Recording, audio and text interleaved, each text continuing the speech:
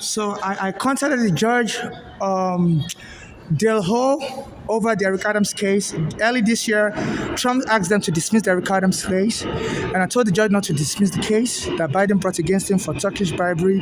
And Eric Adams issued a statement that some of you Negroes want him out of office. Say, are you out of your mind? Are you crazy? So since then, they try to drive me crazy. They said, well, this is one of the best ways to drive somebody crazy. They say a lot of gays have been committing suicide by harassing them in the bathroom. So they put an African woman in the bathroom here in one store and a black American in the next store. And they wouldn't let me use the bathroom, and they'll be talking, laughing, making comment. And some people eat too much, that's why, the food is destroying their health. You know, so they try to rush me from using the bathroom. And they say a lot of gays have been committing suicide, in America, because I was born in a male, but I'm not a woman. They said in some places they don't have gay protection laws. So a lot of the gays, you don't let them use the women's bathroom and they go and commit suicide. So this Eric Adams, he has authorized his police that they should focus on homeless to arrest them for prison. So the police are not planting. They brought the killer unit police.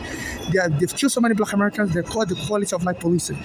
The federal court had to ban them in 2013, Brooklyn Federal Court in Floyd versus New York. But it brought them back after they killed my friend Eric Garner in 2014. While Eric Adams was helping me, they banned them totally. And Eric Adams brought them back this year, around my birthday, July 2025. In honoring his threat that some people are trying to remove him from office, is going to teach those Negroes a lesson. Say, you Negro, are you crazy? So they call Nigeria Nigeria, from the British word. They say it derives from the word nigger. So it's planting, it's thugs. My mother said her daughter's also part of a narcotic gang.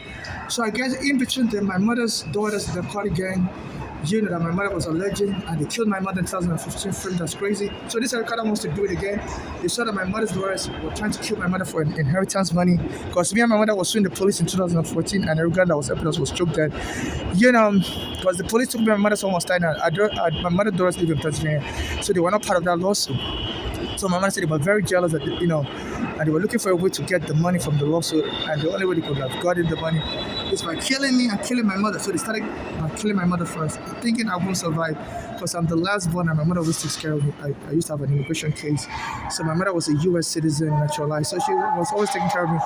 And now they're making a move. This Eric Adams, he's a police officer for a long time. And he said some black Americans don't like Africans. So he's been able to find out that, the NYPD purposely killed Eric Garner. Eric Adams knew this Eric Garner, their childhood friends. So he's been jealous that why should the NYPD kill his friend and not kill me when, I'm the one with the case. So he's been trying to orchestrate whether they will kill me also. This is some black Americans are in competition with Africans, and any bad thing that happens to them, they want it to happen to an African also. So, and I criticize Trump a lot. So this is why this Trump said he needs Eric Adams to be free from prison and dismiss the case because he needs him for special immigration type work. So their plan is to either get me deported by starting fights with me all the time in the bathroom or kill me in the bathroom. And they say all the federal prosecutors knew what Trump was doing when he asked the case to be dismissed. All the federal prosecutors handling the Eric Adams case, they all resigned. They say it's an equivocal, but they wouldn't explain it fully because I guess, they feel, I'm an African, nobody would even care. So this has to be probed.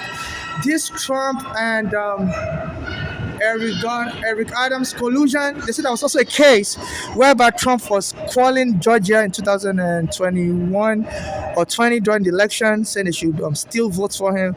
And they said the black American prosecutors handling the case messed the case up. They were having sex with each other, Fannie Mae, and So I've been expressing black Americans sabotaging me because I've been hoping this Trump will get arrested because I had a problem with them in 2011 when I went to his casino in New Jersey, and they used the police to drive me away even though I was making money gambling legally in his casino, and they won't pay me the money they owe me. So they filed for bankruptcy, and then Eric Garner was going to help me with that court case against Trump. I was going to file in 2014, and they went and killed Eric Ghana. They said this trouble is close to the police and the FBI. And so, I've been exposed to a lot of sabotage from black Americans, and black Americans told me in Brooklyn, as soon as my mother was killed, that you Africans are going to start killing all of you. You sold our ancestors to slavery and we're going to kill you. I was at the Chinese restaurant on Fulton and Franklin. I always beg for money around the area. And this black Americans have posted me to the Chinese restaurant. And since then, an African I normally speak with is also homeless, is Senegalese. He said he fell asleep one day and they stole his green card and his passport. He said prior to meeting me, he's always been homeless and nobody ever stole anything from him. People don't even know where it's from. So they've been using their gangs to attack me everywhere. They've also had the police arrest me in 2019, locked me up in the psych ward. Somebody came and slapped me in the head on behavior and following. I told the person to stop. It was July 23rd, 2019. And the police used that as an excuse. I was fighting with someone. I said, the guy slapped me in the head. And the guy had already gone. When you police arrived, you see somebody called, said I was fighting. I said, I wasn't fighting. I just said, the guy, stop slapping me in the head.